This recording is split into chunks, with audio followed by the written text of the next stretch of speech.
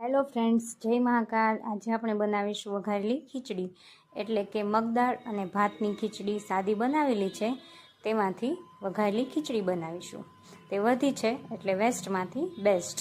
તે માટે ટમેટું, ડુંગળી, મરચું, મીઠો લીમડો લઈ લીધું છે। તે પછી એક કડાઈ મૂકીશું, તેમાં 2 ટેબલસ્પૂન ઓઇલ મૂકીશું। ત્યાર પછી તેમાં અડધી ચમચી રાઈ નાખીશું। પછી તેમાં અડધી ચમચી જીરું નાખીશું। પછી મીઠા લીમડાના પાન નાખીશું। પછી અડધી ચમચી હિંગ નાખીશું। ત્યાર પછી તેમાં સમારેલા શાકભાજી નાખી દઈશું। જો તમને કોઈ બીજા શાકભાજી પસંદ હોય તો તે પણ તેમાં નાખી શકો છો। ત્યાર પછી તેમાં મીઠું એડ કરી દઈશું। સાદી ખીચડીમાં મીઠું નાખેલું જ છે, એટલા માટે ટેસ્ટ મુજબ મીઠું એડ કરવું।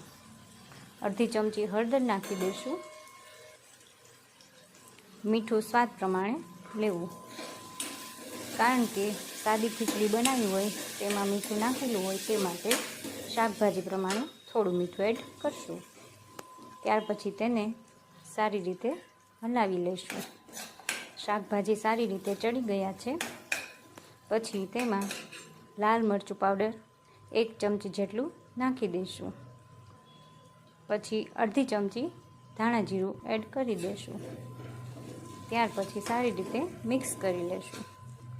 પછી સાદી ખીચડી નાખી દઈશું। પછી તેને સારી રીતે મિક્સ કરી લઈશું।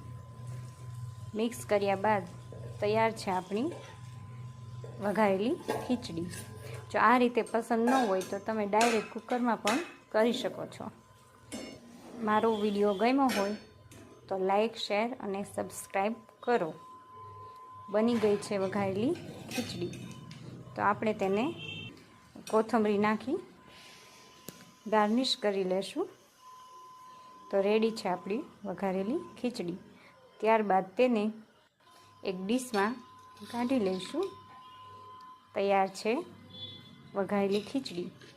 વિડીયો ગમ્યો હોય તો લાઈક, શેર, સબસ્ક્રાઈબ કરો। Thank you. પછી મળીશું નેક્સ્ટ રેસીપી સાથે।